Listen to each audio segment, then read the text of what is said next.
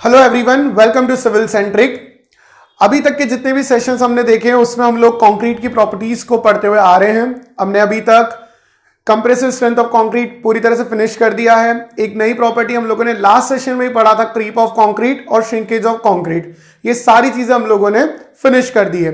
आज हम लोग एक नई प्रॉपर्टी स्टार्ट करने वाले हैं और उस नई प्रॉपर्टी का नाम है मॉड्यूलस ऑफ इलास्टिसिटी। ठीक है, एक नई प्रॉपर्टी हम लोग आज स्टडी करने वाले हैं, that is called modulus of elasticity. Okay, अब मॉड्यूलस ऑफ इलास्टिसिटी को समझने के लिए आप एक चीज जरूर ध्यान रखेंगे।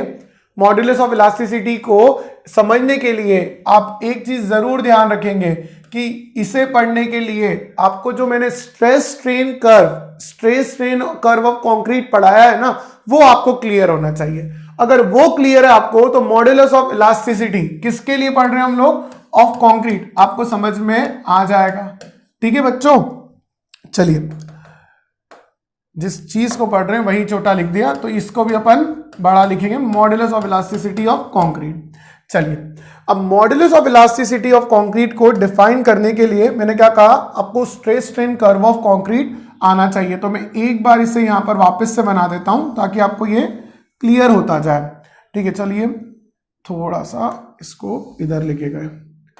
ठीक है, याद करिए कैसा बना था ये, याद करिए कैसे बनाया था हमने स्ट्रेस स्ट्रेन कर्व। ये ओरिजिन से ऐसा सा पोर्शन लेके गए और फिर इसको जाके ऐसे बना दिया था, है ना, इसको कुछ ऐसे ही बना दिया था। ठीक है, थोड़ा सा इसको अपन क्या करते हैं, इसको इस तरह से ले लेते हैं तो ये अपने को फायदे का काम देगा, है ना। यहां पर अपन ने क्या करा था, ये अपने को पीक मिला था तो इसको अपन पीक को क्या बोल देते हैं, ये देखिए इसको अपन ने क्या बोल दिया, पीक है ये हमारा, है ना। इसको अपन ने क्या कह दिया, एफ यू बोल दिया। क्या बोल दिया हमने यहाँ पर, एफ यू बोल दिया। ठीक है, ये बात समझ में आ गई आप लोगों को। बस ये नॉन लीनियर डायग्राम हो गया, है ना। फॉलिंग पोर्शन ऐसा चलेगा, देखो फॉलिंग मतलब ये ऊपर तक गया तो आप बोल सकते हो कि सर ये ग्रेड ज्यादा होगा। ठीक है, मतलब अब आपको समझ में आ रहा है, जो वहां पर पढ़ा था उसके बिहाफ में क्या आप ये बोल सकते हो कि एक लोअर ग्रेड का होगा या हायर ग्रेड का होगा। तो आप बोलोगे देखो सर जो फॉलिंग पोर्शन है वो तो बहुत स्टीप है और इसने बहुत ही कम एरिया, बहुत कम लेंथ कवर करी है। कहां पर, ये स्ट्रेन वाले एक्सिस पे, है ना। स्ट्रेस पे तो ये अच्छा खासा ऊपर गया है, स्ट्रेस पे तो ये अच्छा खासा ऊपर गया है, अच्छा खासा ऊपर गया है, तो मतलब ये एक हायर ग्रेड ऑफ कंक्रीट का ग्राफ हो सकता है। ठीक है, बात समझ में आया। चलिए, अब इसी कर्व को ध्यान में रखते हुए मैं आपको कुछ मॉड्यूलस ऑफ इलास्टिसिटी के टाइप बताऊंगा, है ना। तो पहला टाइप, है ना, तो इसे डिनोट करने का जनरली तरीका रहता है ई सी, ऐसे डिनोट करते हैं। ठीक है, तो सबसे पहले हम लोग यहां पर लिख रहे हैं types of modulus of elasticity, modulus of elasticity of concrete. Okay, चलिए, तो जो मेरे पास यहां पर पहला टाइप होगा, है ना, जिसे हम लोग बोलते हैं initial tangent modulus, initial tangent modulus. पहले का नाम क्या लिखा हमने, इनिशियल टेंजेंट मॉड्यूलस, पहले का नाम।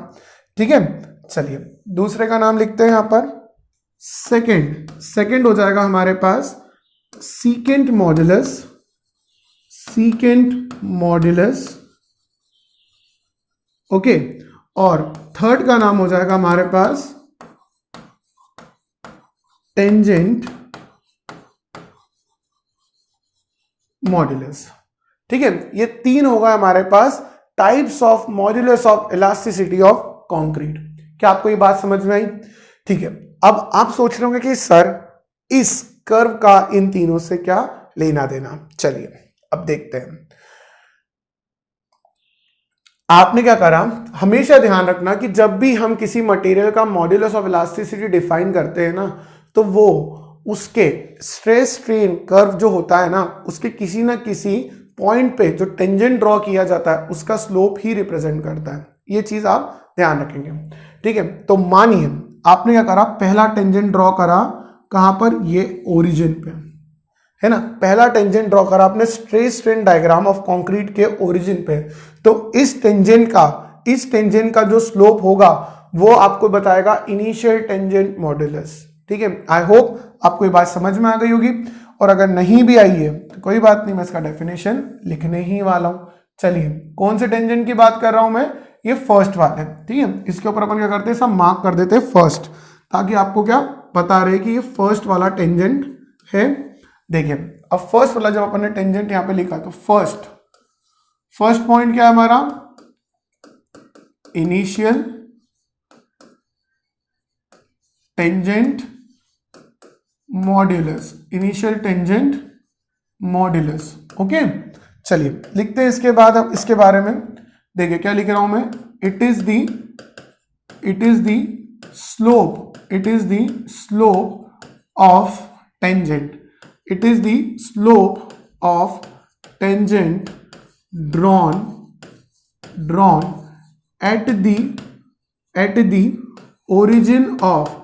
at the origin of stress strain diagram, at the origin of stress strain diagram of concrete। ठीक है, ये बात समझ में आया, stress strain diagram of concrete. इसके बारे में और इंफॉर्मेशन लेंगे, जो क्या होंगे इसके बारे में और इंफॉर्मेशन ली जाएंगी जो हमें एग्जाम में पूछी जा सकती है। ठीक है, ध्यान रखेंगे क्या इंफॉर्मेशन इसके बारे में important. It is also called, है ना, इट इज ऑल्सो कॉल्ड, क्या कहा जाता है इसको, देखिए आप, also called dynamic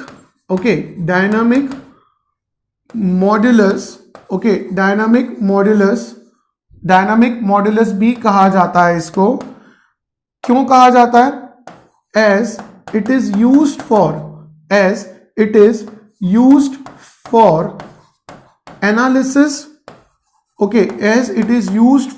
analysis of structure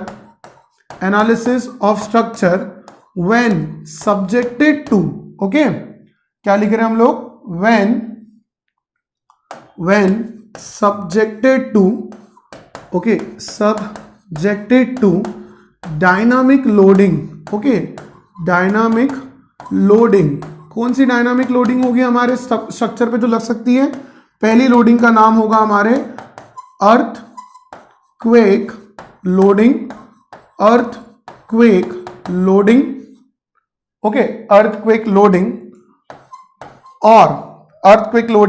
और क्या लिख सकते हैं हम लोग यहां पर, विंड लोड। ठीक है, ये बात समझ में आई आप लोगों को। ठीक है, ये बात आप लोगों को यहां पर समझ में आई बच्चों। ठीक है, तो हमारे पास दो तरीके की लोडिंग हो गई, है ना, जिसको हम लोगों ने डायनामिक लोडिंग बोल दिया, है ना। तो इस पर्टिकुलर ये जो हमने इनिशियल टेंजेंट मॉड्यूलस लिया है, इसका इस्तेमाल मैं कब कब कर सकता हूं, जब मुझे स्ट्रक्चर का एनालिसिस करना हो और स्ट्रक्चर के ऊपर डायनामिक लोडिंग लग रही हो, जैसे कि अर्थक्वेक लोड हुआ और विंड लोड हुआ, पहली बात। और दूसरी बात ये कि ये जो हमारा इनिशियल टेंजेंट मॉड्यूलस होता है, ये है क्या, it is the slope, basically ये है क्या, it is the slope of the tangent which is drawn at the origin of the stress strain diagram of the concrete। ये चीज आप यहां पर ध्यान रखेंगे। ठीक है, ये चीज ध्यान रखेंगे आप लोग। तो इसे कहा जाता है इनिशियल टेंजेंट मॉड्यूलस, बट इसका इस्तेमाल हम लोग नहीं करेंगे, क्योंकि आपको मैंने बता दिया कि ये डायनामिक मॉड्यूलस कहलाता है, इस्तेमाल डायनामिक लोडिंग के लिए करेंगे। ठीक है, और हमारे गेट के सिलेबस में हमें ऐसे डायनामिक लोडिंग है नहीं। ठीक है, तो अब जो हम लोगों को आएगा उसका हम लोग क्या करते हैं, स्टडी करते हैं। ठीक है, तो चलिए उसकी स्टडी के लिए वापस से हम लोग क्या करते हैं, हमारे डायग्राम की तरफ जाते हैं। अब क्या करा, डायग्राम के ऊपर मैंने एक पॉइंट मार्क करा जो मुझे क्या रिप्रेजेंट कर रहा है, ये जो पॉइंट है मुझे ये रिप्रेजेंट कर रहा है मुझे अल्टीमेट स्ट्रेंथ का 1/3 क्या रिप्रेजेंट कर रहा है, ये मुझे अल्टीमेट स्ट्रेंथ का 1/3 रिप्रेजेंट कर रहा है। ठीक है, 2 मिनट रुकेगा, मैं स्ट्रेस को यहां से हटा देता हूं, थोड़ा नीचे लिख देता हूं। ये देखिए यहां पर लिख देते हैं अपन लोग स्ट्रेस, है ना। क्या बताया मैंने आप लोगों को, मैंने एक ऐसा पॉइंट लिया जो मुझे अल्टीमेट स्ट्रेंथ का 1/3 बता रहा है।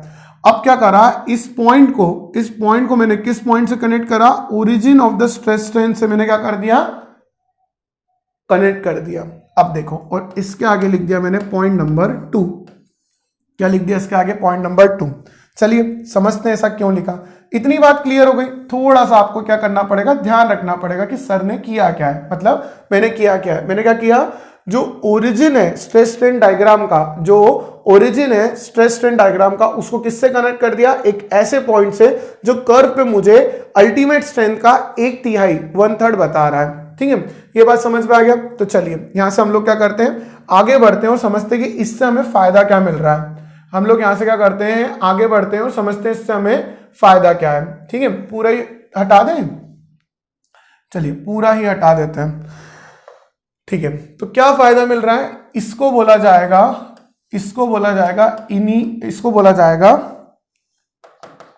Secant modulus. क्या बोला जाएगा, secant modulus.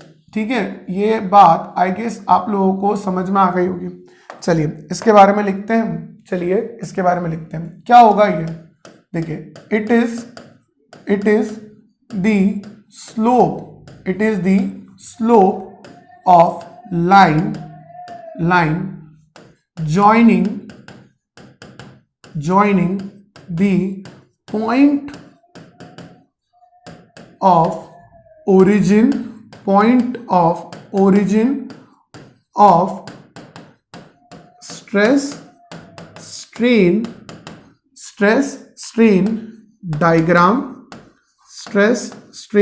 diagram of concrete to a point। क्या लिखा हमने, to a point representing। क्या रिप्रेजेंट कर रहा है ये, मनी मन बोल रहे होंगे आप लोग, 1/3 ऑफ अल्टीमेट स्ट्रेंथ। क्या ये बात समझ में आई आप लोगों को, 1/3 ऑफ अल्टीमेट स्ट्रेंथ क्या कर रहा है, ये रिप्रेजेंट कर रहा है। ठीक है, इसी को कहा जाएगा सीकेंट मॉड्यूलस। क्या आपको ये बात मेरी समझ में आई बच्चों, इसी को कहा जाएगा सीकेंट मॉड्यूलस। ठीक है, अगर किसी भी स्टूडेंट को दिक्कत हो रही हो कि सर ये क्या है, तो वापस से आप लोग क्या करिए, उस डायग्राम को देखिए, है ना, उस स्ट्रेस स्ट्रेन के डायग्राम को देखिए, तो आपको क्या होगा, ये समझ में आएगा। ठीक है, किसकी बात कर रहा हूं, ये ग्राफ नंबर 2 की बात कर रहा हूं, मतलब लाइन नंबर 2 की बात कर रहा हूं। इस ग्राफ पे जो लाइन नंबर 2 है ना, इसकी बात कर रहा हूं। ठीक है, तो ये बात आप लोगों को समझ में आई बच्चों। ठीक है, चलिए अब यहां से हम लोग आगे बढ़ेंगे, क्योंकि अब ये जो सीकेंट मॉड्यूलस है, इससे बहुत सारे क्वेश्चन हमारे बनेंगे, चलिए इसको समझने के लिए हम लोग क्या करते हैं, आगे बढ़ते हैं। चलिए अब जो हमारा सीकेंट मॉड्यूलस है, यहीं पर चल रहा है ना, वापस से इसकी हेडिंग डाल देता हूं, नया पेज है तो वापस से हेडिंग डाल दिया अपन ने, सीकेंट मॉड्यूलस। ओके, सबसे पहले इसको समझिएगा आप कि सीकेंट मॉड्यूलस को बोलते क्या क्या है ना, क्या बोलते हैं सबसे पहले, इट इज ऑल्सो कॉल्ड, क्या कहलाता है ये, static modulus of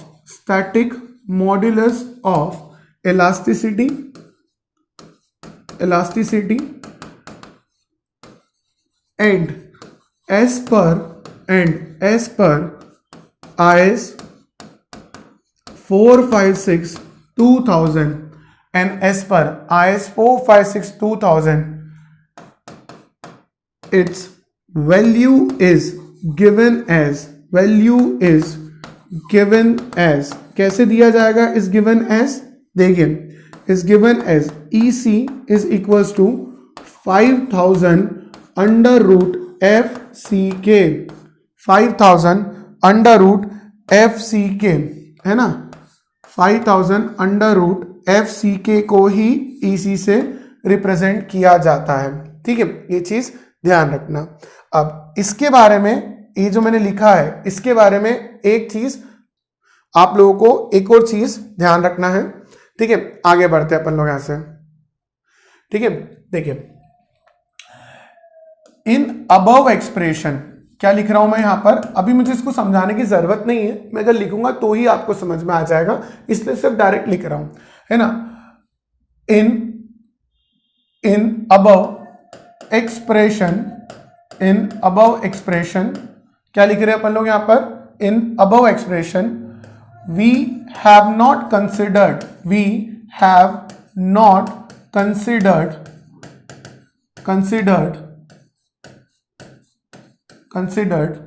the effect of, क्या लिख रहे हैं अपन लोग यहां पर, द इफेक्ट ऑफ, किसका इफेक्ट कंसिडर नहीं कर रहे बच्चों, the effect of creep of concrete, ठीक है। क्रीप ऑफ कॉन्क्रीट हम लोगों ने क्या करा, कंसिडर ही नहीं करा।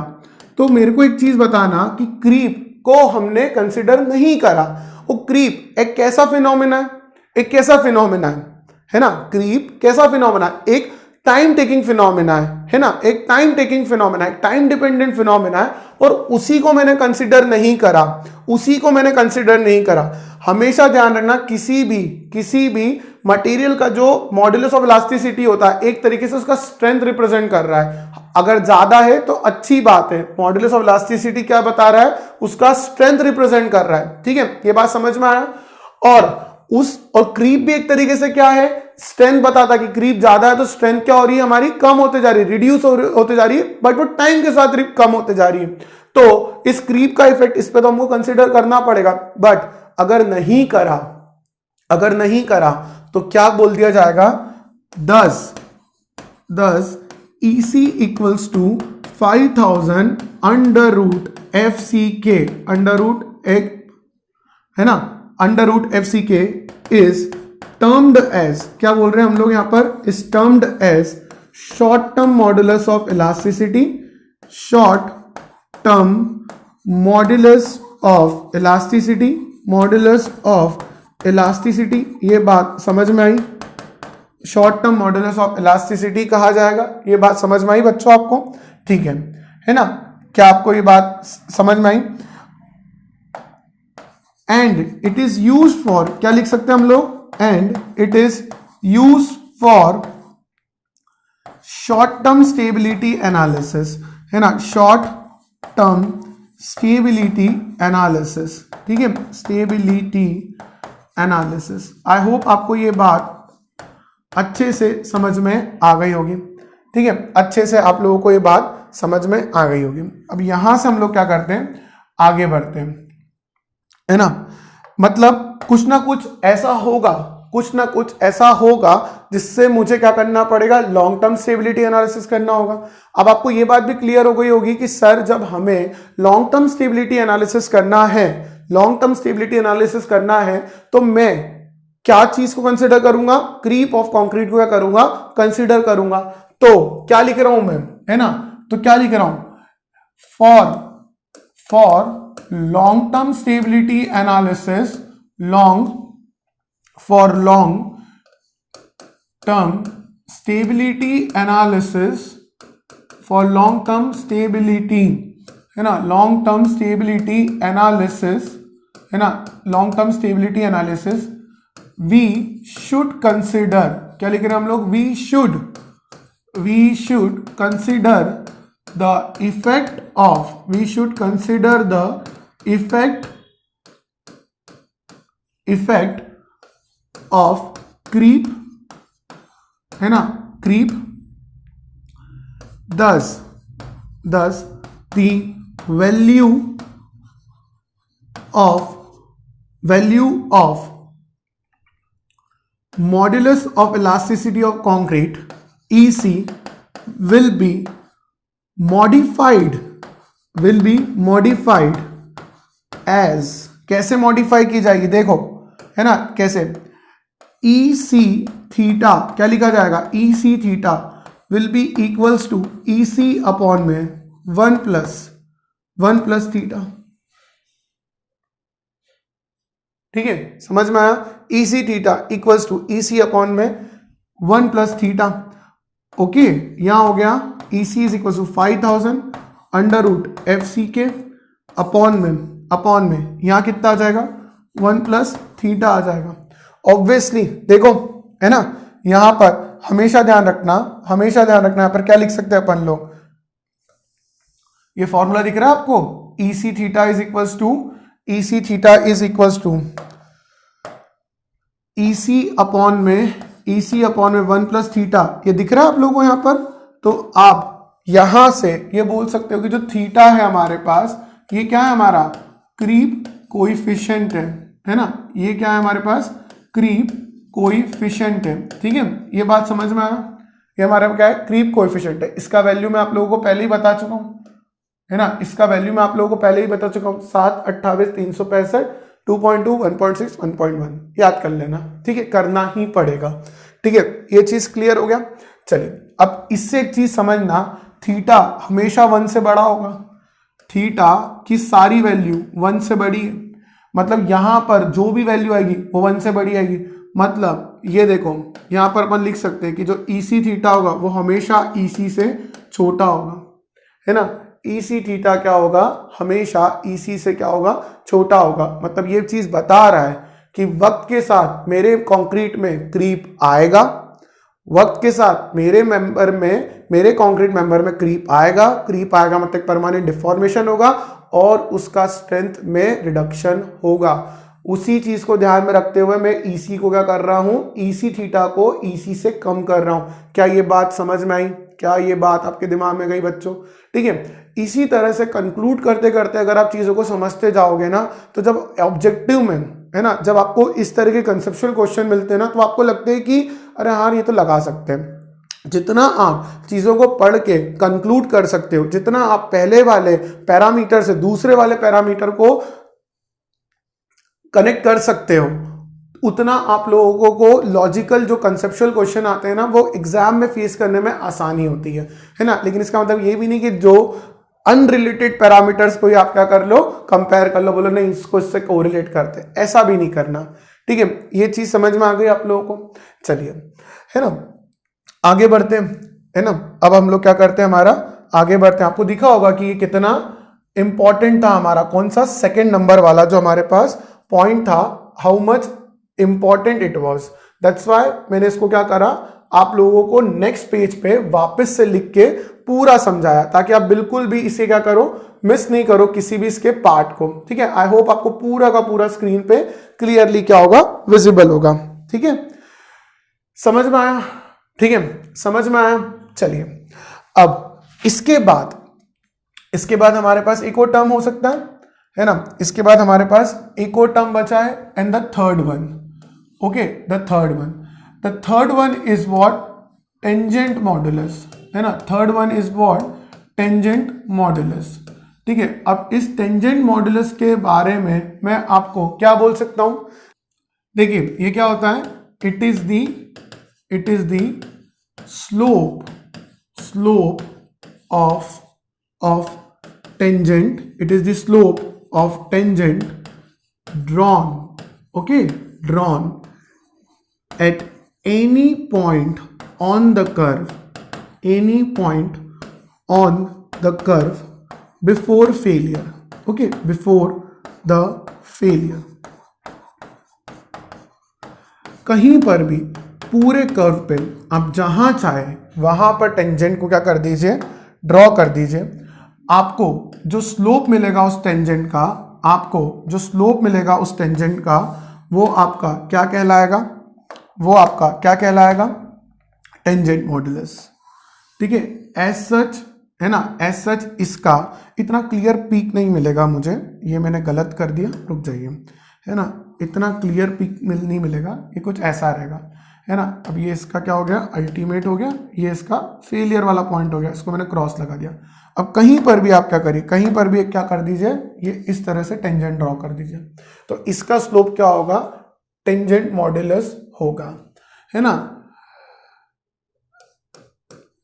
इस टेंजेंट मॉडुलस का there is no use of tangent modulus is defined, है ना। टेंजेंट मॉडुलस का कोई भी यूज डिफाइन नहीं है, there is no use of tangent modulus is defined. तो जब डिफाइन ही नहीं है तो हम इस्तेमाल भी नहीं कर सकते। अगर डिफाइन ही नहीं है तो हम लोग क्या कर सकते हैं, डिफाइन ही नहीं कर सकते। ठीक है, चलिए अब लोगों को क्या ये तीनों चीजें समझ में आई बच्चों? ओके, सो आप लोगों को आई गेस पूरा का पूरा इस डायग्राम की मदद से जो भी मैंने समझाने की कोशिश करी थी आप लोगों को आई गेस क्लियर हो गया होगा। ठीक है, तो बच्चों modulus of elasticity of concrete आपको स्क्रीन पे दिख रहा होगा। मैंने शॉर्ट मतलब थोड़ा सा क्या करा है, जूम आउट करके आप लोगों को दिखाया है। ठीक है, ताकि आप लोगों को क्लियरली नजर आए, मतलब एक साथ समझ में आ जाए। फिर सेकंड मॉडुलस हो गया, टेंजेंट मॉडुलस हो गया, ये सारी चीजें आप लोगों को क्लियर कर दी मैंने यहाँ पर। ठीक है, अब यहां पर मैंने आप लोगों से एक सवाल पूछने की मेरी बड़ी इच्छा है। एक्चुअली मेरे को एक पॉइंट आपको बताना चाहिए था। कब? जब मैं आप लोगों को क्या पढ़ा रहा था बच्चों, stress strain curve of concrete पढ़ा रहा था ना। जब मुझे एक पॉइंट लिखाना था, मैं लिखाना भी चाहता था, बट मैंने सोचा कि बाद में बताएंगे। क्या पॉइंट था आप समझ लीजिएगा, ध्यान रखना। उस पॉइंट को चाहो तो अपने नोट्स में वहां जाके लिख लेना। क्या लिखूंगा मैं, ये देखो, as we increase the grade, as we increase the grade of concrete, as we increase the grade of concrete, as we increase the grade of concrete, जैसे जैसे मैं ग्रेड ऑफ कंक्रीट इंक्रीज करूंगा, the modulus of elasticity, the modulus of elasticity, the modulus of elasticity of concrete also increases, concrete also increases। ठीक है, ये बात समझ में आ गई आप लोगों को? Modulus of elasticity of concrete also increases. कैसे बोला भैया ये चीज, EC equals to 5000 under root FCK। अब देखो, चूंकि आप लोगों को हो सकता है ये फॉर्मूला पहले से पता हो सकता है बहुत सारे बच्चों को, लेकिन मैंने तो नहीं बताया, तो मैं कैसे मानूं कि आपको ये चीज पता हो और आप ये चीज समझ सकते हो। ये लाइन मैं वहां लिखता, आपको कन्विंस कर लेता कि ऐसा होता है, लेकिन अगर मैं कुछ चीज समझा दूं, आपके पास एक लॉजिकल रीजन है कि ऐसा क्यों हो रहा होगा, तो फिर तो आपको मैं भी नहीं रोक सकता उस चीज को मानने से, उस चीज को समझने से।